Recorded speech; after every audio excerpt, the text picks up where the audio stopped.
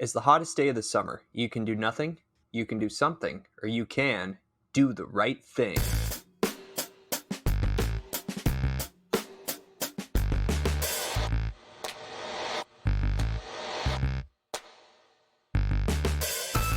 Welcome to Movie Time Machine, your retro movie review podcast where we take movies from the past and relive them in the present. This week's movie, Do the Right Thing, written and directed by Spike Lee, released in the year 1989. I'm your Time Machine host, Chad, and I want to introduce you to my Time Machine co-host today. First, he's our living encyclopedia of movie knowledge and NES cart collector. It's James. What's up? Hey, how's it going, guys? And he lives in the entertainment past more than the present. It's Casey. Have you guys heard of these Blu-rays? Crazy. No, I'm still in HD. DVDs. Betamax. Laserdisc. Ooh. And it's Mr. Scary Pants himself, Jamie. What's up? Hey everyone, I didn't come up with a cool intro line. So hello. Wait, what are you afraid of? Life itself. Deep. All right. So what's everyone been up to since the last pod? I want to share with you what I've been watching and maybe some accomplishments. I've hopped back on the MCU train, right? Attaboy. So I made it through, was it Civil War? Mm-hmm. Like that one. Then I hopped into Black Panther and finally finished that for the first time and really like that one. There's some scenes in there. I was like surprised I never had any of this spoiled for me. Like, yeah, some really cool stuff. Towards the end of that movie, awesome. I was like, wow, this is really cool. And In your adventures, have you found a new Marvel movie that you like better for the MCU? Like, as far as like if you had a favorite before? God, all of a sudden you watch Civil War and you're just like, this one is it. This is took over. I don't know if this is it, but I feel like Civil War, Black Panther, those were really good movies. They're on the top for sure. Yeah, they're so good. They're pretty cool. Then I'm about halfway through Doctor Strange. So then after that, I think what do I have? I think I have one more movie, like Ant-Man and Wasp. Then I'm on to Infinity War.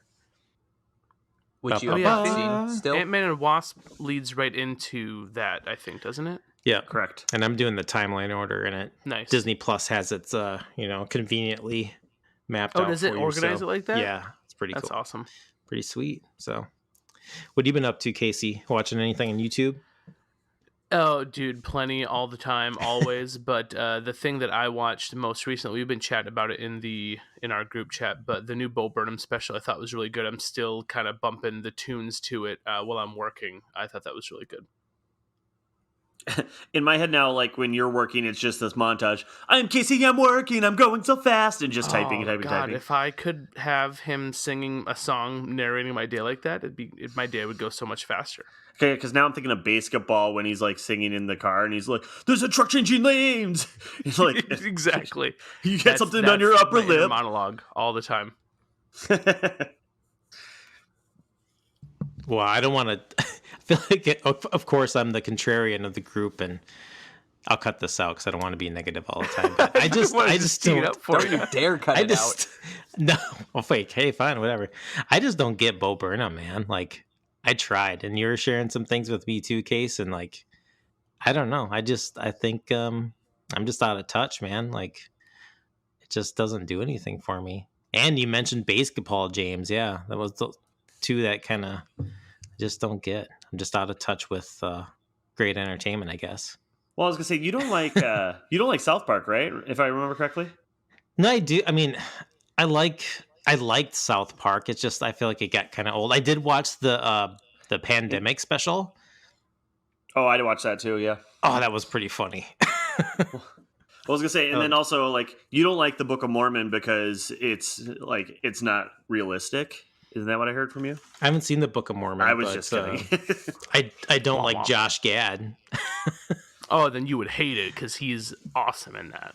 Yeah, but I think if I went it's something I would like to actually go see. So and he wouldn't be a part. But of hold on, it, do you not like Josh Gad because of Frozen? No, I just don't. I don't know. I just don't like. Are you just Olaf'd out? Yeah, maybe. Are you Olaf'd out. You're over it. I'm Olaf'd over it. Over it. Yeah, but let's move on. Let's move on. He's just gonna let it go. Yeah, let's let it go. Yes, James. Yes. Jesus Christ. All right.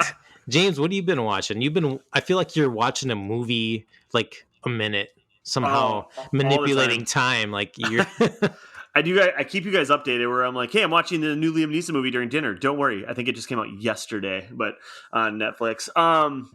So anyways, if you want to throw away a movie, I do recommend it. It's just fun Liam Neeson action.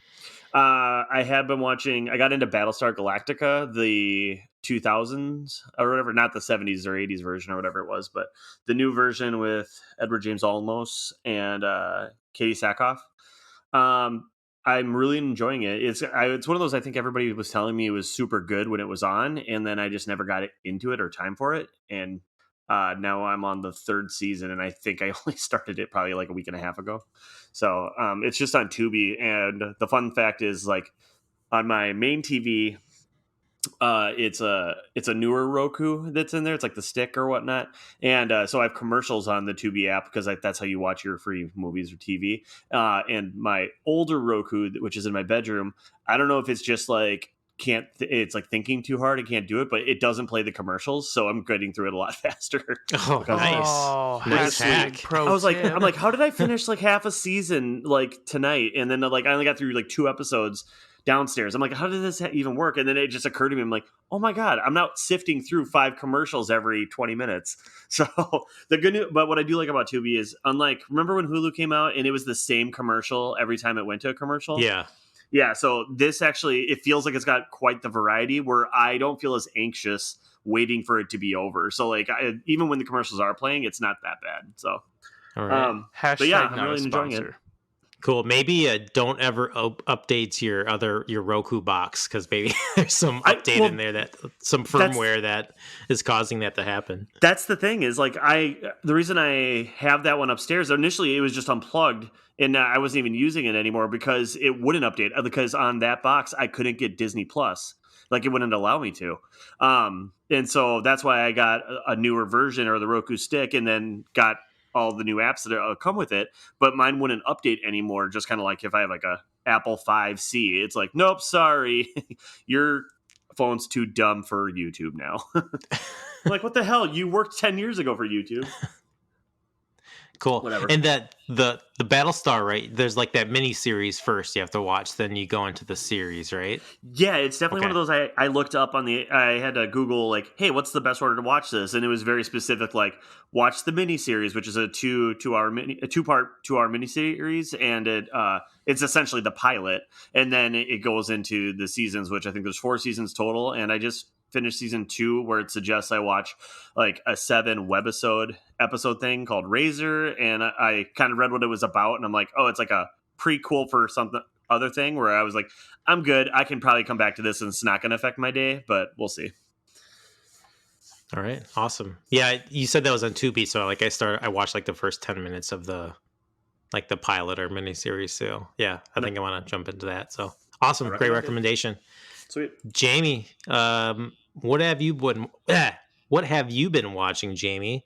I know that you haven't been watching The Mandalorian, and you haven't been watching Winter Soldier or Loki. That is correct. But he has finished WandaVision. I have finished WandaVision, just because that show was so clever and so within my sensibilities. I loved WandaVision. Yeah, I tried Loki, fell asleep. Not the show's fault. I think that was post-vacation hangover, so we'll try again. I really like Tom Hiddleston, though. I always liked the Loki character, so I'm happy to give it another try. But I have today I just watched The Conjuring again, because I'm trying to rush through the first 2 before the third one leaves HBO Max, and it just takes me forever to watch movies these days. But yeah, that's a good call. I was meaning to do the same thing. James, have you seen it before? I've seen the first Conjuring. I remember, I think like my wife and I was in our first apartment, so that, yeah, some time ago. But I just do remember being like, wow, that was the first movie in quite some time that startled me. Like, where I was like, I don't want to finish this. I'm freaked out. Yeah, well, and that's why I kept putting it off too, because I was waiting when I could get a chunk in the daylight to watch it, and the girls were asleep today, and I was like, all right, nap time, it's happening. So I then you scream and wake them up from a nap. Exactly. Yeah, but no, that movie is so well done too. Along with being super scary, it's just a very well made movie. So anyone who hasn't seen it, everyone probably has. But hey, rewatch it. It's that good. You have to dive in. I haven't watched any of those, so and especially since it's on the Max, you have to check that out. So, all right, all right, all right. Is that everyone? Sweet. Did you say what you were watching? Oh yeah, you Yeah, did. yeah. I always started off, so because then I want to tell you what I've been watching. All right, let's get into the movie of the week. Do the right thing. I think this is the one that you kind of brought to the table, Jamie, that we decided to go with. So, excellent choice. I'm glad you brought it up. First, let's go into the box office. Then we'll go over kind of critic ratings and reviews, and then we'll jump into our opinions and thoughts on the film. So, box office it was released on July 21st, 1989. A perfect month, super hot, typically perfect for this film. Had a budget of $6 million and box office it raked in $37.3 million. On IMDb has an 8 out of 10 rating. Metacritic has a 93%. And on Rotten Tomatoes has a critic score of 93% and an audience score of 90%. So, who wants to dive in? I really love this movie. For me, it's been, well, first, has anyone else seen this? Has everyone else seen this before? Or is this their first time going in? It's my first timer here. First time here. Jamie, Same is your first time. too? Yeah, and that's why I Awesome. picked it. If you don't mind me saying, Chad, I just Yeah. um out of all the major directors that kind of came out of the 90s and basically when I was growing up, Spike Lee was just this blind spot in my film history. I'd seen Inside Man and then Black Klansman when it came out, but then I did see Bamboozled in school too. One of my professors showed that to the class, but I Nice. just wasn't familiar with a ton of his stuff. And I was like, that's a problem. He's, a legendary filmmaker. Got to fix that. So that was kind of the impetus to watch it. Yeah, it's been probably a couple of years since I've watched this. I remember I watched this right before, um, I feel like, yeah, it was like early 2020 was the last time I watched it. So I've probably seen this probably 5 or 6, 7 times now. But every time I watch this movie, it gets better. And I always, have, it's like each time I watch it, there's like a different lens that I see it through, or I see something new. And I think particularly now, like seeing this post 2020, it's like, God damn, like this is, I don't want to go too far into it, but just like I don't know, it seems so relevant today, sadly. And, but there's also great cast. The cast is amazing. It has good feelings. There's great juxtaposition with like the jazz music and like the hip hop, like R&B flavor, especially with like Fight the Power so much in the film. But yeah, I really like this one. I feel like this one gets better each time I watch it. But Casey or James, what are your thoughts on this? First My time, first thoughts. first impression walking First into it impression. with the Rosie Perez just doing her music video type dance like for the intro credits. I was wondering, I'm like, oh, how long is this gonna last? Oh, they're gonna do this for like 3 minutes of her just kind of doing a music video, not like a 90s music video. And so for me, I'm trying to think as far as did it age well? For me, that was perfect to set me in the tone of like when the movie took place and like kind of the clothing and everything else. But I'm wondering if in the 90s I would have been like, or 89, I should say, super excited about like this Paula Abdul-esque like dance number in the beginning for like 3 minutes of the movie, and then it just jumps in, or what? Not to mention Mookie waking up next to his sister. I did not expect that to be his sister. How he woke her up. Just throwing that out there. But Word. yeah, we can keep going into more things with this. But all around, I really enjoyed the movie a lot. I think all the characters were like, I don't know, I should say well developed, but like living in a neighborhood like where everybody knows everybody, everybody's seeing each other all the time. They all have their the people they like or dislike. So like everybody just seems to know everybody super well. So if something happens to like Bug Off, or was that his name? Bugging No, bugging out.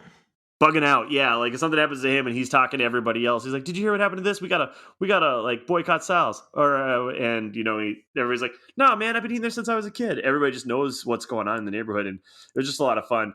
I thought the whole them waking, nah, they kept on referencing how hot it was outside. I thought something else was gonna happen, involving the heat wave. I don't know what I was gonna expect, but it was just like funny, like they like do this the scroll across all the newspapers going, "Hey guys, it's hot. Guess what? It's really hot. I don't know if you knew this, but it's super hot outside." And they just kept on talking about it. And so I don't know. I felt like I was expecting something else there, but I'm not sure what it was. Yeah, with that, James, I was listening to some interviews with Spike Lee, and part of Spike Lee's inspiration for this film, he said that they say that when the temperature goes above like 95 degrees, like the crime rate increases. So that might be part of it. Just like Oh, it's hot, it's getting hot, it's getting hot, it's getting hot, or it's hot. That's right. See, and that's interesting. Like, and that's just something like I guess I didn't understand at the time. I was waiting for it, like almost the explanation for it. So, Mama Bird checking in. I was watching some really good. Do a little regurgitation here. Cheap. Okay, for those of you listening that don't understand what is going on here, in our little chat outside of the pod, I wanted to have Casey's introduction be our Mama Bird regurgitating basically takes, just spitting it back out. Yeah, yes. I don't have original takes. I steal takes and just regurgitate them, and I'm going to do that again right now. Full disclosure. So the thing that I was kind of observed in some of the things I watched about this film after the fact, about the heat specifically, that's why I'm jumping in, is it's specifically a metaphor kind of for the racial tension that exists not only in that, in our country, but in that community. And so by, they're talking about the heat, but you just flip that a little bit and you could say, "Oh, did you hear about so-and-so who got killed by the police? Oh, did you hear about," it's the same high tension of racial like tension that's always on the line, and people just don't talk about it. It's just this small talk about, "Oh, what's the weather like? Oh, it's really hot out." So it's supposed to be that kind of juxtaposition about, "Oh, it's just hot out. Everyone's talking about it," dealing with this high tension or this high heat that they're all suffering through. At the same time, it's kind of subtle about, the high tension and racial disparity that we're kind of suffering through at the same time that goes unspoken, but we'll sit and talk about the weather. Okay, I like it. Yeah, I picked up on that too, Casey. I think that when the film started, right away I knew, I was like, "Oh my God, I'm watching one of my new favorite movies of all time." Like that was the feeling I had. It's funny right away. It's in New York. It's like this really intimate neighborhood with all these characters, very unique personalities. But then they keep bringing up the weather, and it's like I'm uncomfortable. I know something is going to happen, but I don't know what. So there's that tension kind of throughout the whole movie, even though like I said, I'm having a good time watching Mookie deliver pizzas and hoping. There's some tension obviously with John Turturro in his job, and something's going to happen, but you're not quite sure what. So I think he does a really good job of kind of just starting small and then ratcheting it up as the film goes along. Definitely, especially the John Turturro character, because I think between like him and Mookie, like their two characters, like Mookie's trying to keep the peace. I feel like John Turturro was just like, Dad, sell. Why are we in this terrible neighborhood? Mhm. And like, let's get the hell out of here. I don't like being here. I don't want anybody here. Like even right when they walk in when they pull up to unlock all the bars and stuff from the pizza place, and they're like, "Hey, Dad, did you get the AC fixed?" Nah, he won't come unless SWAT team's with him or whatever he says. Like he wants a security escort, like to be in the neighborhood, and like so. Like we're led to believe like everybody else feels like this is a bad neighborhood. Everybody else feels like, hey, I just live in this neighborhood. Except for these guys, they work in there, and the kids don't understand why Dad still works there. And Dad's like, hey, I put my blood, sweat, and tears into this. These kids grew up on my food. Like, I'm comfortable in this neighborhood. I don't mind it, kind of thing. So I don't know. Also, with the tension, Jamie, that you were kind of talking about, like you were just kind of feeling it throughout the movie. So in the beginning, again, I was kind of walking into this movie blind. It's always one I wanted to see and just never had. But a couple weeks ago, I watched Menace to Society, which I think came out like 2 years after this movie. and that one I think takes place more in Compton or in LA. And that one is very much different. Where this one has a very I don't want to say more of a comedic tone, more color for it. Like I'm not sure. And that one was straight up like, oh hey, I like your watch, bang bang, I'm gonna take that watch, like kind of feel. Yeah. And this didn't feel like that until the closer to the end. Um, and so I didn't know what I was walking into, but it's not what I was expecting, and it was actually a very much pleasant surprise. So I don't know.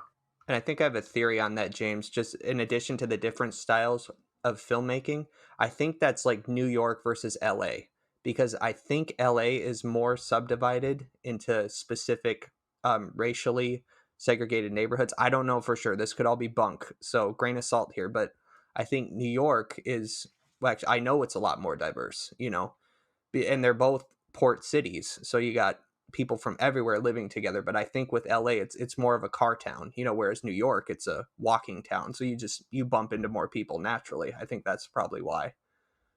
Okay, okay. All right. Just a theory, though. Interesting I mean, take. like I said, I'm no expert by any means. Yeah, I think the overall tone of like Menace to Society is just a lot darker. Yeah. Like the points of it, I think, are because is that a John Singleton? No, that Or was I think that's like I don't want to say Hughes Brothers. oh, okay. Is that right? I don't know. I'll look it up. Look it up. But yeah, Yeah, it's research. it's a brother duo. Okay. All right. Hey, Casey, you gave us the breakdown on the Heat, but I think we missed your first impressions on this one. Yeah, I went into this completely blind. Obviously, I'd seen pop culture references. Mostly, honestly, the only thing I knew from this movie was like the chalk drawing on the cover, and then he walks over. That's literally like all I knew about it. So went in completely blind. I thought it was really good. I thought it felt a lot to me, and the only reason I compare it to this is because I saw this movie first, but it felt similar to me to Dazed and Confused. So it feels like Dazed and Confused like ripped this off, without the underlying message, an actual like important message to give out. Mm-hmm. But it was kind of just a movie where you didn't really know what the central like plot was. There wasn't a singular plot other than the plot being this big thing that you're watching. In this instance, we're watching this vibrant community, and in Dazed and Confused, you're like watching this school and the people that go to it and surround it. But it reminded me a lot of that in a sense, just because you are following all those different storylines, and they all kind of intertwine a little bit. But again, there's no what's the driving force other than just documenting this day. I think where this movie absolutely stands out. Well, obviously, first of all, it came out first, so if anything, it was the inspiration for Dazed and Confused. But I thought the way that he mixed in things like breaking the fourth wall, like that scene where everyone starts spouting off the racial slurs and stuff. Yeah. The way he did that wasn't just interesting because, oh hey, you changed the way of the picture, but because it threw you into this whole different genre or style. It made you kind of pay attention more. It kind of jarred you a little bit into accepting that scene a little bit differently and paying a little bit different attention to it, and kind of the way that he could kind of bounce between that. I think he did that really well in the love hate monologue too, kind of throwing you into that, where it was this monologue kind of shot almost like a theater, like the street was his stage. There was nothing really in the background. It was just kind of him delivering that monologue. So he took you out of the world he had created, threw you into this singular stage with a spotlight to kind of shine a light on that message, and then could just throw you right back into it, and you'd go with it. Like it was no big deal. It was an awesome, flip between those different styles and transition back and forth, where it never felt jarring in the sense that it pulled you out of the story. It felt jarring in the right way to kind of pique your attention and kind of have you listen to it a little bit differently and respond to it differently. But yeah, I thought the movie was great. The other thing I wanted to bring up was, again, going into it blind. I had no idea what was coming in the end. I had no idea there would be such a obviously and sadly relevant, ending, right, with police brutality killing someone. But I'll tell you, even now in 2020, that's 2021, right? What year is it? When it gets to that, right, you're kind of bouncing between all these funny stories, and yeah, you feel the tension growing and growing, and finally that happens, and man, did my gut just drop. Kind of feeling like, holy shit, this was in 1989, and this could have been made last week. This could be, you know, what we're watching right now. It's just, I don't know. It was really important. I'm really glad that I've seen this now, and I kind of feel like more people need to see this because it's a really good kind of, obviously a good artistic piece showing you what, you know, what the city looks like. But I think especially for a, you know, middle-aged white dude, right?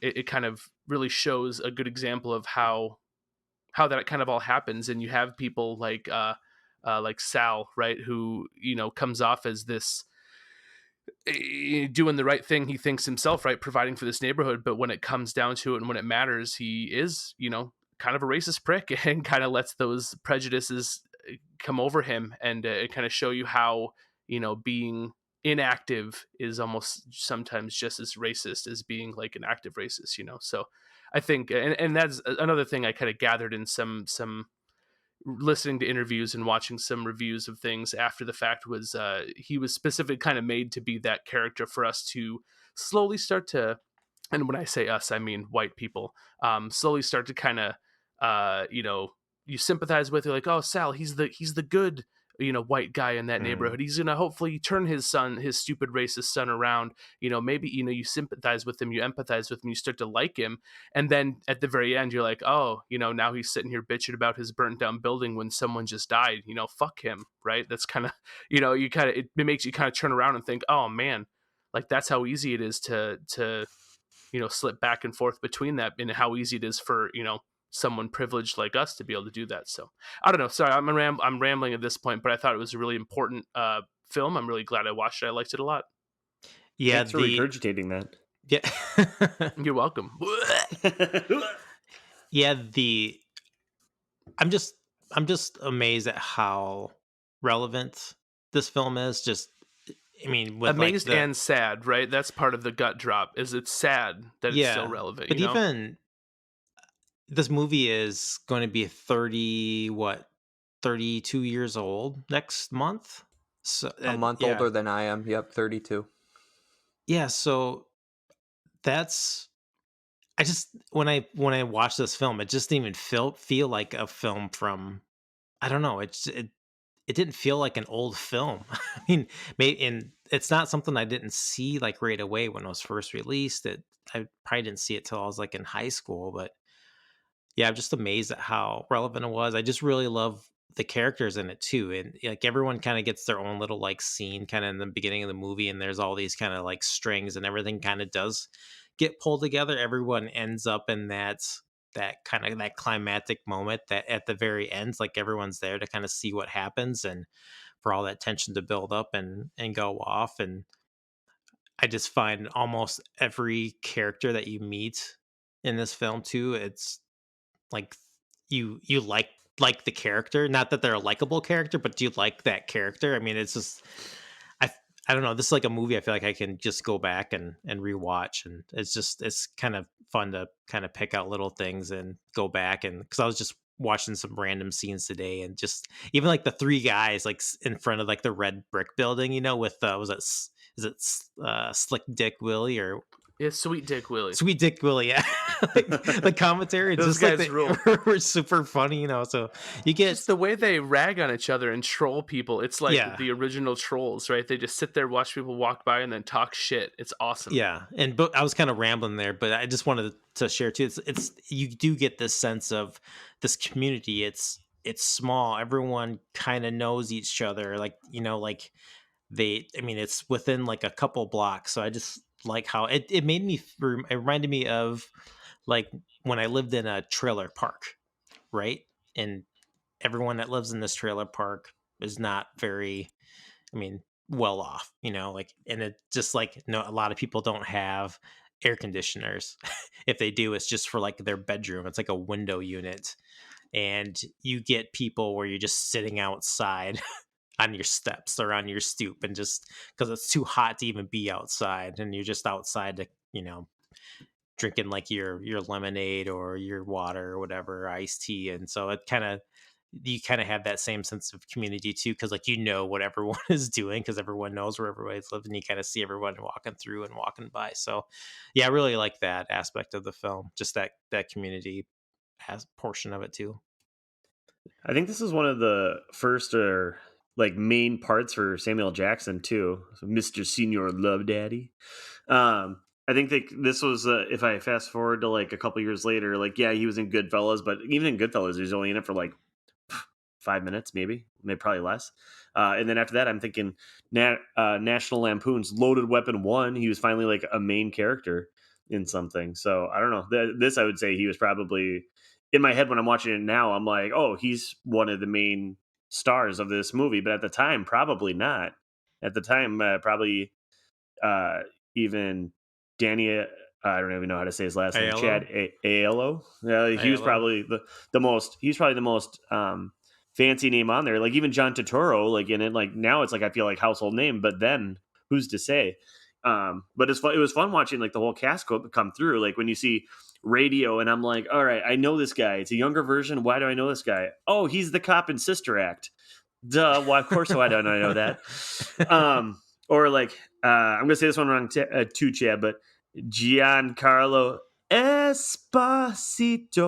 But yeah, like so he's been in like everything, like Breaking Bad. He's in Mandalorian. Like he's all over the place now, and a very popular guy now. So I don't know. This is just like it felt like it was almost like this movie either caught people and started like creating careers, or like they were just like in the start of building careers that they were all able to get in on this movie. Was this wasn't Spike Lee's first joint, was it? This is his second? It Anybody know? was Yeah, this she's Gotta Have It, and Yeah. then School Days, and then he did a bunch of, it looks like probably music videos. Let's see, The Butt, Buck The Wild. butt. doing the butt. Do you guys remember Mars Blackman? No, before my time. Mars Blackman. It was a character that Spike Lee created for the Nike Air Jordan commercials. Check it out. Google it sometime. They Was he were a awesome. I might know what you're talking about. Yeah, it was just like black and white. It was Spike Lee wearing like his fat rimmed black rimmed glasses, and had like the cap with like it's like the smaller lid on the cap, and it's like folded back. They're so good. It's That gotta always be. makes me- It's where like it's gotta be the shoes comes from. I don't remember that, but I was gonna say the hat description that always reminds me of White Man Can't Jump. Wesley Snipes always wore those hats when he was playing. Oh man, yep. Yeah, they have some of those in The Last Dance, Chad. I don't know if you saw that, the Michael Jordan documentary series. I think they show at least one or two of those Spike Lee Air Jordan commercials. I think that's what I'm thinking of, Jamie. I think you're right, because I was like, I feel like I've seen this, but I don't know where from. But that makes sense.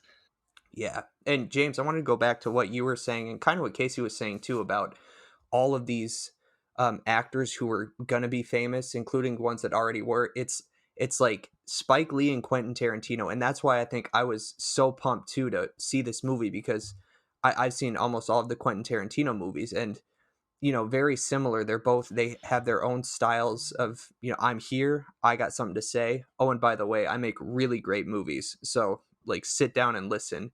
And I couldn't help but feeling a lot of those things, like very different styles, very different filmmakers, but similar in the sense of like, here's these actors and comedians, like Martin Lawrence is in this movie, who are going to be huge. And what a treat that we get to see them. Yeah. What a treat that we get to see them before they blow up and have their own respective careers. Yeah, I was gonna say I wasn't even thinking about Martin Lawrence, and I forgot. Yeah, he was in there, and I remember. I think I tried looking it up, and I think he was one of the ones that was like introducing Martin Lawrence. I think at the beginning, or I know for sure, Rosie Perez had said introducing her. I did look up, like, hey, was she supposed to be acting before this? Was she found like at a casting call? Like, what was this? And the story was, either I think he was working at a club or DJing at a club, and Rosie Perez was dancing on top of a speaker, and the security guards were like trying to get her to come down, and she wouldn't stop dancing, and then just started yelling at the security guards all profanely and loud in her very Rosie Perez voice. And he's like, yo, and then casted her on the spot. And I'm like, that's awesome. Yeah, he's like, I'm gonna change your life or something like that. This is gonna change your life forever or something. Yeah. Yeah. How do you feel about shirtless scenes? No, we'll get a double. We'll get a double. It's fine. Right. And some ice cubes. And some ice cubes. How do you feel about it's gonna be hot out that day? It's gonna be hot. Yeah, yeah, the cast is amazing. Does anybody have a favorite character in this film? I mean, I listed some here in the doc, but like Oh, it's hard Mookie, to Tina, back is to it? the three guys on the corner. I got to shout out Yeah. Frankie Faison, Coconut Sid. I'm rewatching The Wire, and he's oh, is he Major Burrell? But yeah, he's a very prominent actor in The Wire, so it was fun to see him in this. Oh, really? It's been a while since I've seen the Wire, but oh yeah, that is him. Holy shit, that's cool. All right, I'm just looking at his IMDb here. Rad, cool. Yeah. But I guess I'll just go. I'll say I got two. Well, Mookie, it's hard. I don't blame Spike Lee for giving himself the best part. I mean, it's your movie. Go for it. So I really liked him. And then I really loved Ozzie Davis, who plays DeMayer. I love that character. Yeah, I Yeah. was gonna say the same thing. That's probably one of my favorite characters. Him and Mother Sister, I think like their play off each other, I think was really, really well. Yeah, because they were. I mean, I think they're both gone now, but they were actually married in real life. Those two actors as well, the mayor and mother sister. So that might where some of that chemistry may have come from. That's awesome. Yeah, yeah, I really like those interactions between those two, and just kind of that's the thing is like you get like these little I'm not a film expert, but just these kind of little scenes with like these little groups of characters, and each one is like a little bit different. And it just kind of breaks off and it comes back to him. I just love how it builds these characters to this movie. It's like you live there and you already know everybody. It's like he brings you in, and you're part of the community. So, what was your take on the Radio Raheem love and hate monologue? Well, Chad, you mentioned I don't want to steal your thunder here because you said it in the chat. I'll give it credit. But his love and hate bracelets, Night of the Hunter, Robert Mitchum. I can't remember what year it was. I think it was the 50s. But I guess I took it to be these two conflicting ideologies, and Spike kind of does it with Smiley with Malcolm X and Martin Luther King Jr. Mm-hmm. And he ends the film with quotes from both of them, and notably he starts with MLK but ends it with the Malcolm X quote, which I think is a statement in and of itself, but just kind of how these two men, both beloved, MLK more by white people than Malcolm X was at the time, but conflicting ideologies, but both ultimately fighting for the same thing, just civil rights for Black people. So just kind of how those different ideas, where they're similar, where they're different, and why we kind of need both of them. I guess that was my take on Radio Raheem's Rings. You know, I would even take it a step further. I would even say that what they're trying to explain when he was saying that like love kind of wins it all, I would even argue that both Malcolm X and MLK both are fighting on that side. But when he's talking about the struggle between the two of them, I think what's illustrative of that is that Malcolm X maybe lets the other side win a little bit more to get something done, you know? Because I think it's disingenuous to say that the violence that may be necessitated to make the change happen, it comes from a place of hate, because it really doesn't. It comes from a place of love and trying to get, you know, equal rights and respect in life for these people that are owed it.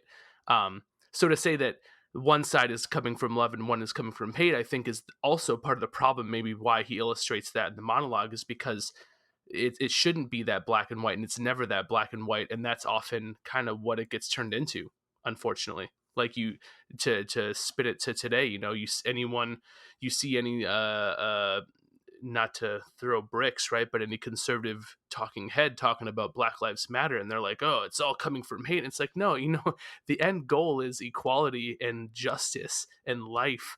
Like, it's always, the end goal is always love. And yeah, maybe, you know, the spectrum has to bleed a little bit into the violence that might feel like hate.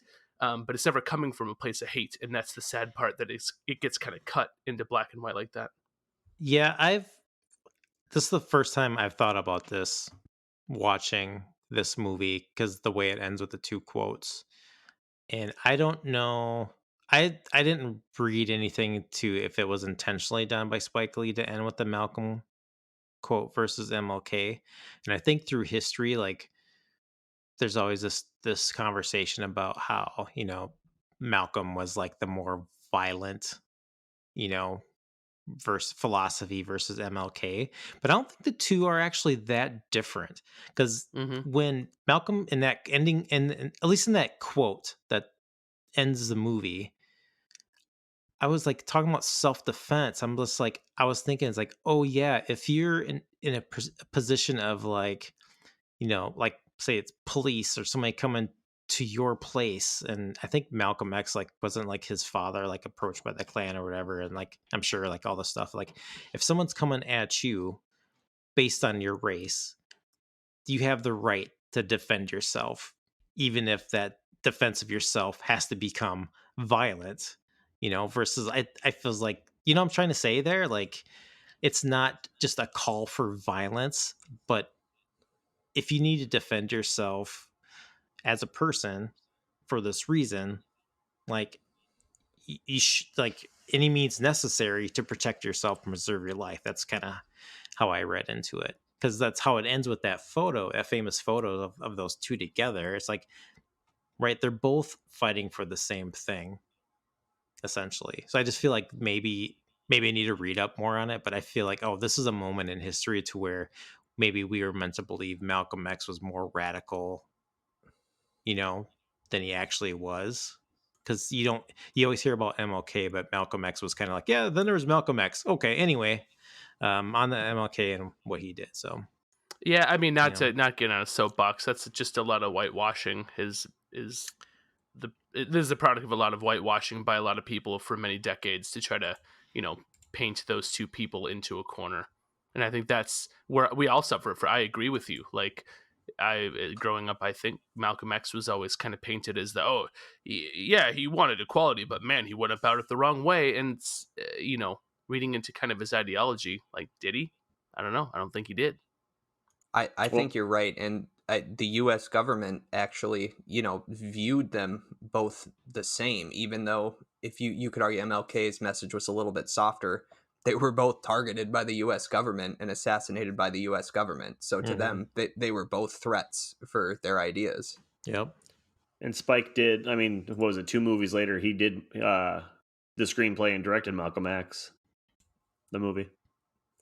Yeah, with Denzel. I know I just saw it's on HBO Max, so I'm gonna have to go Is it back really on. Yeah, nice? yeah. And actually I started watching, what was the other one that's on HBO Max? I started watching is He Got Game with Oh Denzel. Have you yeah, guys seen that one?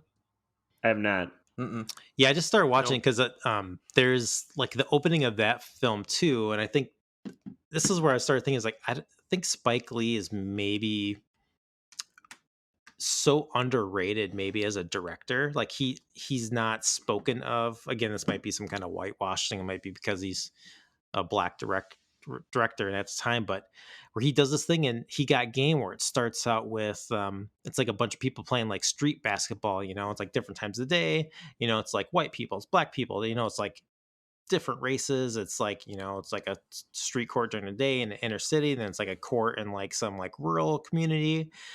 But the music that's playing, it's like from uh, like I don't know, like Oklahoma or something like that, where it's just like a bunch of string instruments. It sounds like very country juxtaposed with like this kind of what seems like a very kind of urban sports, with like basketball and stuff like that. So which I have to go back and I got to finish that movie, but just that, and I just love what he does in that film. He does the same thing and Do the Right Thing with like the jazz and like the hip hop. It's I don't know. He's a cinephile, and like he pays homage, I think, to these older films that he saw growing up, and that's the kind of cool seeing that inspiration now in those movies. So I need to go back and watch for the first time and rewatch to kind of look at it through that lens as well. And Chad, in Yeah. Mo Better Blues in 1990. What that was also Denzel Washington. But let's fast forward to 2018 Black Klansman. Who is the lead actor in that movie? John David Washington. Correct. Do you know who that is? I just found out today that is Denzel's kid. It's his son. Did you know that? So, yeah, I was aware. They Casey only look alike Jamie. in No yeah. idea. Yeah. Oh, yeah. Oh, they you only did not look know? alike and sound alike. I'll join you, Chad. Okay, No thank idea. you, thank you, thank you. Did any of you guys watch Ballers? Because I honestly I didn't know until I watched Ballers, and then I was like, oh, that's Denzel's son, and then I looked it up to confirm, and I was like, oh yeah, it's. Oh, is that- So I made the Denzel's son. mistake of watching Ballers on a plane. Episode 2, there were a lot of breasts, so I had to turn it Yes. off. I was sitting next to a child, not my child either, a random child. Did you go and be like, whoa? You get hungry? Oh no, I very quickly turned that off. Very quickly turned that off. Sorry, kid. The snack cart's not going to be down the aisle for another hour or so. Pretzels, Oh please. my God. Pretzels. Look down the aisle. Look down the aisle. Fun fact. So I was looking to see what Spike Lee's got up and coming, and apparently he's doing an untitled Spike Lee musical about the origin of Viagra, Pfizer's erectile dysfunction drug. Okay. Yes. I'm excited. I'm in. Does that make you perk up? Okay, My interest has been piqued. what did you guys think about the Smiley character? He kind of has these like random scenes too where he is kind of, there's like moments he's like preaching, or no, he's kind of explaining like who MLK and Malcolm X is, and he has the photos and he's selling the photos. And then we get the ending scene where he pins the photo of Malcolm and MLK on the wall of Sal's as it's burning down. And he was, you forget, he was the one who lit the match. That's right. Yep. Yeah. That's Well, right. and I was trying to think of like, so I'd say the three main characters that Sal or his family kind of yelled at besides Mookie was Smiley, Radio, and Bugging Out. Like the three dudes at the very end that like started trashing his place and then eventually lit it on fire. But they were the three that I feel like had like full on confrontation where like they were getting yelled at by Sal or somebody else to, you know, buy something or get out basically. And everybody else was kind of more than welcome to be there. Why don't you put some I don't extra cheese on that? Extra cheese is $2. Dude, I loved it. And I was like, I saw the Parmesan next to him and I'm like, God, that's what I would have done.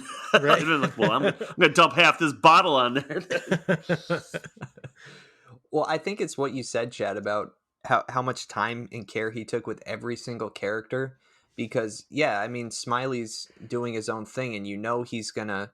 Actually, you didn't know. I didn't know how they were gonna conclude his arc. But when he pins those two photos in the burning pizza place, when you just get those like tingly feelings when when the movie just does something so cool and brings it all together.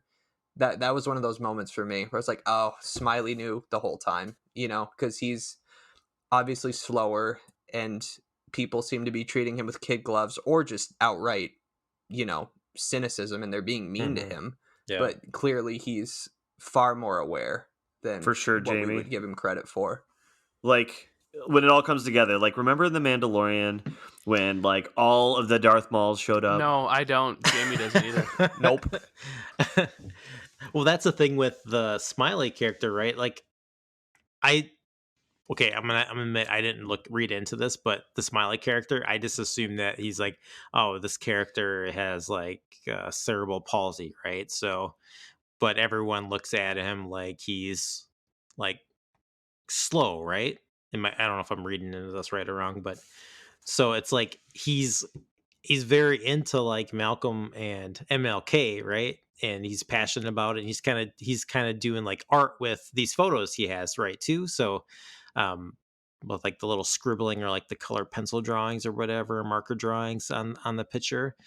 So I don't know where I was going with this, but I feel like that character is not. I just wanted to share that was what I kind of looked at that character. No Just much further than that. the Like, character is actually more aware than we're giving credit. Yes. Thank There you, you go. James. Cool. I got you. See, that's why I need you guys. Like, right? You guys We got you guys put the meat on the bone. You know what I'm saying?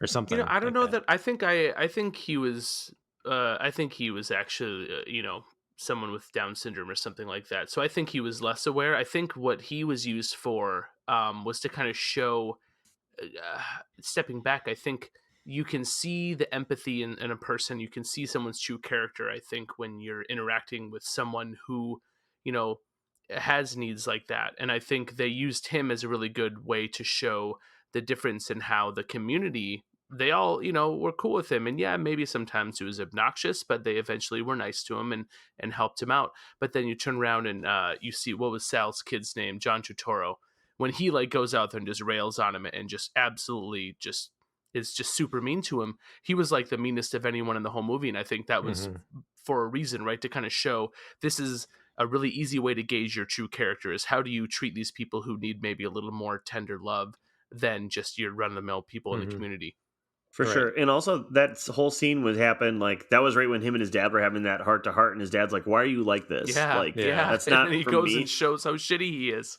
Right. Did you? Oh, I want to mention this too before I forget. So we're talking about like him pinning the wall at Sal's as like the photos are burning, and like the wall of fame of all these kind of white actors and Very celebrity like, white and Italian. yeah, which was also, I guess, the inspiration for the Fight the Power lyric about I think it's like Elvis was a hero to most, but he never meant shit to me. Like motherfuck him and John Wayne. So that kind of whole Yeah, I idea remember that again. stuck I out remember that really lyric well very in the movie, specifically. too. Yep. Yeah. But I also yeah, because Spike Lee kept on going to Chuck D, Public Enemy, and saying like, "I need an anthem. I need an anthem. I need an anthem." And Chuck D was saying that when they went to one of the film screenings before the final cut, Chuck D was like, "I kind of just sank down in my chair because like, man, I think the song is in this movie too much." He's like, "Good thing it was good because," but yeah, I love that song, Fight the Power. But the picture wall, have you guys ever been to, it's been years for me, but been to the Popeyes on Lake Street? I think it burnt down maybe a few years ago, but No, I only hit the drive-through, I think, once. oh yeah. So I was I never was inside. gonna say, I think I've hit the drive there, never been inside. Oh, they had a wall of fame in there of like pictures and stuff. And I don't know if it was just like, if that's a thing at like Popeyes or it was just this location, but I used to go in there quite a bit back I in think the it just day. depends on how long certain. I feel like if like there's a restaurant that's been up since the 50s, if that makes sense, like Yeah. 50s and 60s, I feel like then all of a sudden, if it did become famous where somebody did stop in, like then I could see that being a thing. I cannot imagine that happening today. No, I was convinced at one time because like I think they just like print out random pictures and like do like a fake autograph and put it in the Like picture there's, frame. like there's no way Jackie Chan actually Right. went to this Popeyes. But I remember stuff like Captain Lou Albano, like old WWF wrestlers, and who else I remember? And I remember Ric Flair being up on that wall. But then like a lot of like local cats too. Like was it Sweet Ray or? He used to be like on every like kind of local Minneapolis. Oh, that dude that owns a barbecue place, Sweet Baby Ray's? No, the just kidding. barbecue sauce guy. No, Yeah, I was just kidding. you guys remember what I'm talking about? Used to No. be like on like ton of like local Minneapolis Is it the My commercials Pillow and guy? stuff. Like, no, not a white dude. Mike Lindell. Or is like Sweet Ray? Oh, Fancy Ray. You guys remember Fancy Ray? Nope. Googling it right now. No. I have no idea what you're talking Fancy about. Ray? Is this a boxer? No, just Google Fancy Ray commercials. I don't have the local He's a comedian? history. Oh, I'm sorry. Just Yeah, check it no. out. We can move on, but Fancy Ray. Internet price is so low. Never mind. I have no idea. yeah, I used to catch him on the bus too, like a few times back in the day. But all right, enough about that. What other questions I have for you guys? So, do you want to get Hold into? on, we got to ask Yeah, then, yeah. if we're getting towards the end, did he do the right thing? I was just going to ask that. Okay, I read your mind. I'm sorry. You I did. didn't mean to trip on your touchdown pass. No. No, so yeah, great question, Casey. Do you have a thought on that? I think I mean, man, that's tough. I want to start though with you kind of called it out in our chat thing, and I think I saw the same thing when I was doing my little baby mama my mama bird eating it up, Spike Lee has said, yeah, in the 20 years since the film came out, no black person ever asked him why Mookie threw the trash can, right? And that's not exactly the answer to do the right thing or not. It's why did you throw the trash can? But man, that is such a really interesting question. And the more I listen to different people talking about it, especially Spike Lee and people who are a little more plugged in, it's just such an interesting question to kind of ponder on, and what is the right thing. And so I don't know that I have a great answer, and I think if I had to pick one, I think the answer is yes. I think the reason he did that was most of the movie, Mookie is very inactive. He's just kind of he's kind of a observer in this neighborhood, a participant, but never really a driving force.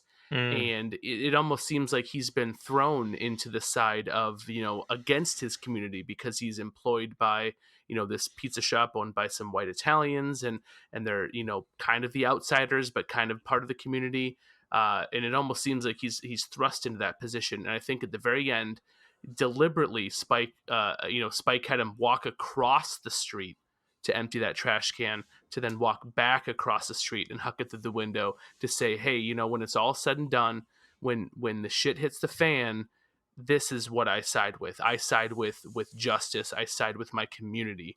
And I think when it, if you ask me, I'm the bleeding liberal hippie.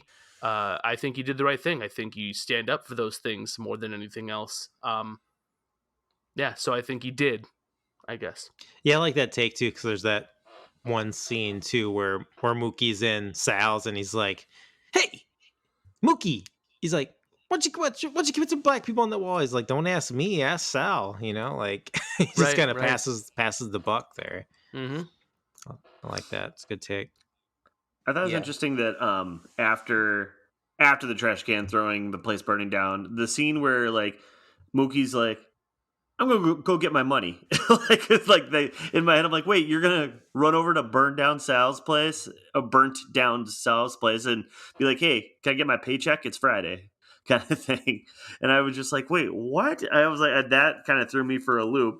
But I liked the interaction between the two, where like Mookie's like, Sal, it's all good. You're gonna get paid. Insurance is gonna give you your money, and he is like, I'm not. I could care less about the money. I put all my blood, sweat, and tears in this place for 25 years or whatnot. Painted the walls, did the plumbing, whatever. And like that, he's like, that's what I care about. He's like, I put my time and effort into this. Like that's why I'm mad, kind of thing. And he's like, well, still, you owe me my money. I thought that was interesting. I like the reaction. Yeah, I want to jump on that because I love that scene for that reason too. And I think that scene too shows that Mookie thinks, even in the end, that no matter what, he did the right thing, because despite all of it, he still shows back up the next day and says, hey, where's my money?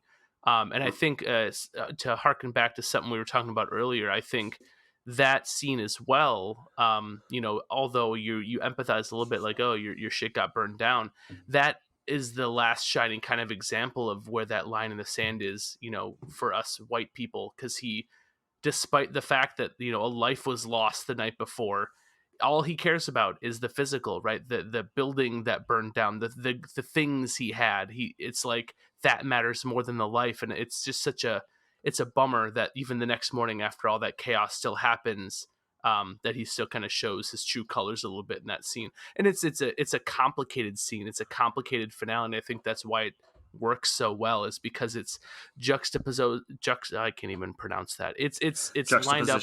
Thank you. It's lined up right with Mookie kind of doing the same thing. Like, it's almost an olive branch Mookie's offering, like, hey, I'm going to show up and I'm still going to talk to you.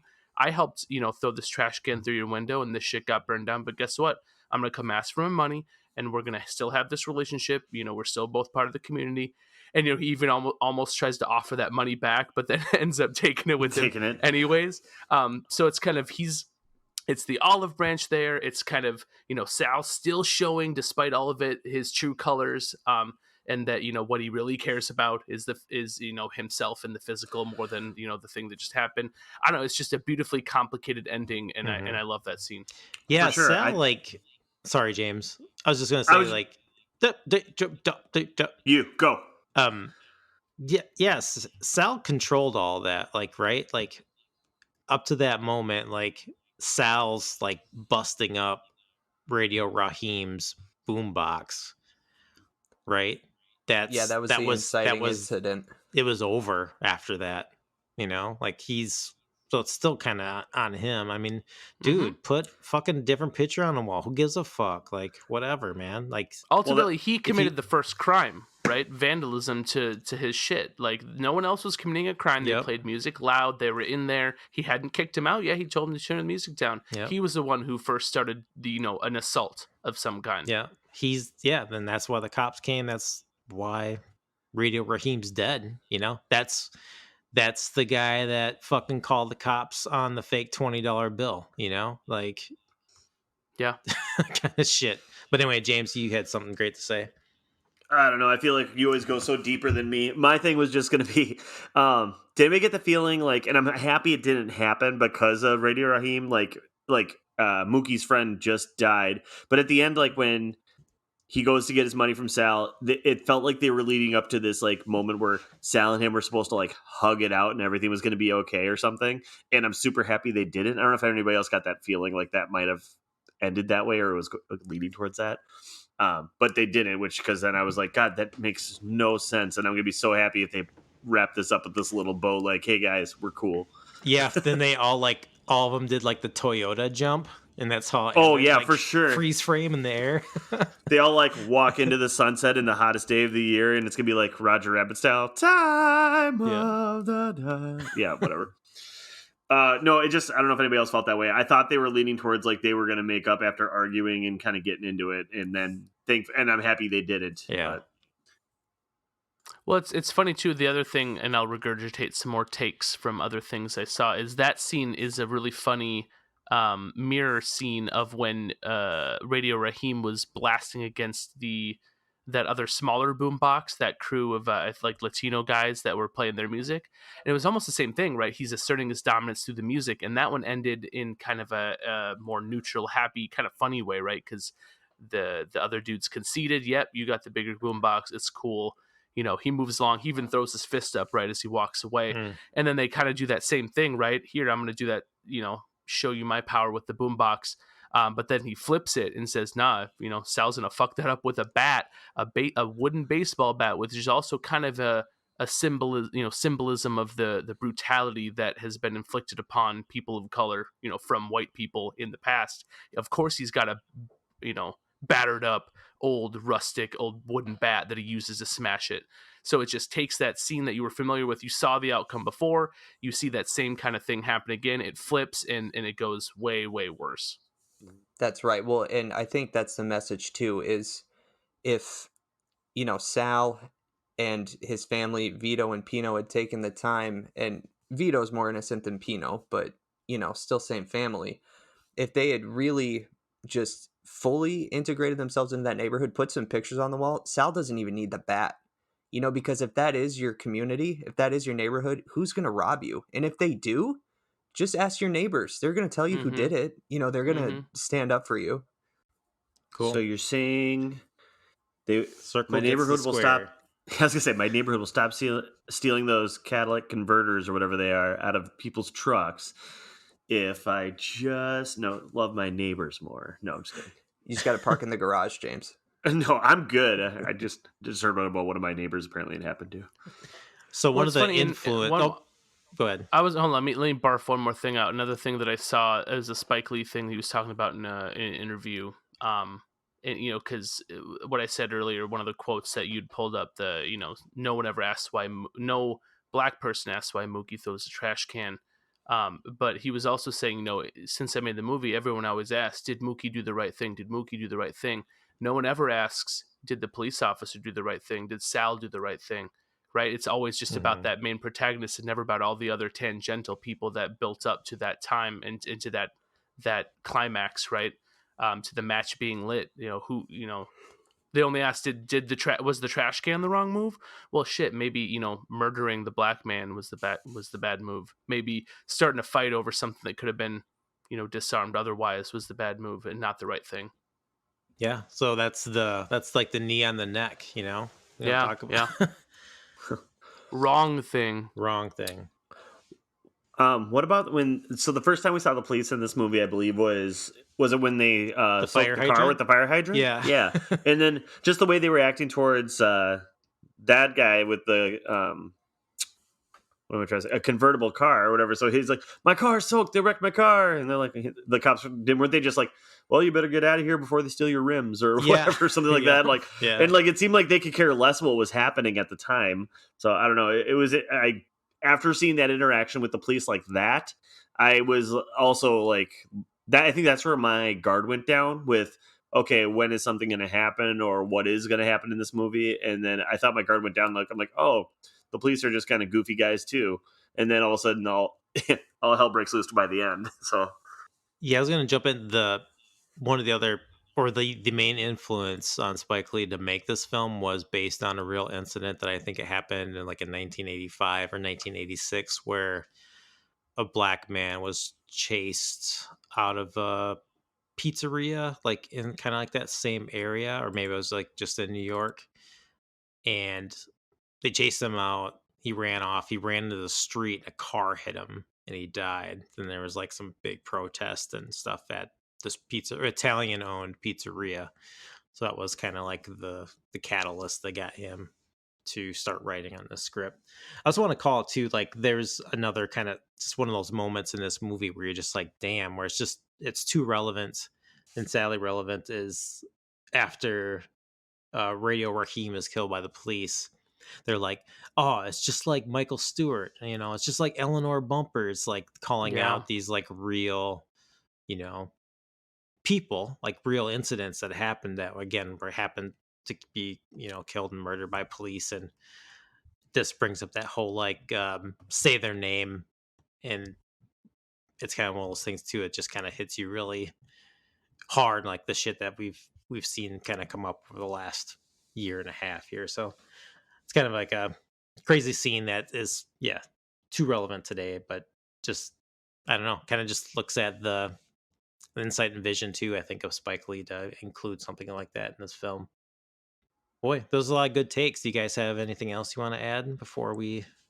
I do. I really do. Yeah. To end on a lighter note, one thing Yeah. I noticed, in addition to all the other pop cultural references he threw in, is what a big sports fan Spike Lee is, which I love, because I too am a big sports fan. So he starts the film, Mookie's in his Knicks jersey when he wakes up. And I'm not a big NBA guy, but right away, it. And we know Spike Lee has been at every Knicks game since whenever he got season tickets. He's always on TV, like most famous Knicks fan. But then he throws on a Dodgers jersey, probably originally the Brooklyn Dodgers. I got a little triggered because I'm a Rockies fan. So immediately I was like, oh, Dodgers. Oh, number 42, Jackie Robinson. It's okay. It's okay. Yep. That's fine. All love Jackie Robinson and everything he contributed to the sport.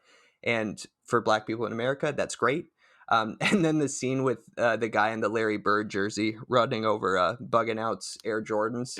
I love that scene. Oh, that scene go was back probably home. my Where he's favorite like, they're scene. like, go back to Boston or something like that. Yeah. He's like, I was born in Brooklyn. They're like, oh, It's so good. I love how he can work in those cultural feelings we have about sports teams and players, and just how it kind of plays out with everyday people. I love those touches. Yeah, it was a nice touch of gentrification there with the guy from Boston that says he owns the entire building. So Totally. he scuffs up Bugging Out shoes. Oh, his new Jordans. New Jordans. It's got to be the shoes. So Right. this was up for best screenplay at the Oscars. He was best screenplay and what else? It was 2 noms, right? From this one? One of the actors, it was supporting actor. Oh, it was Sal was up for best supporting.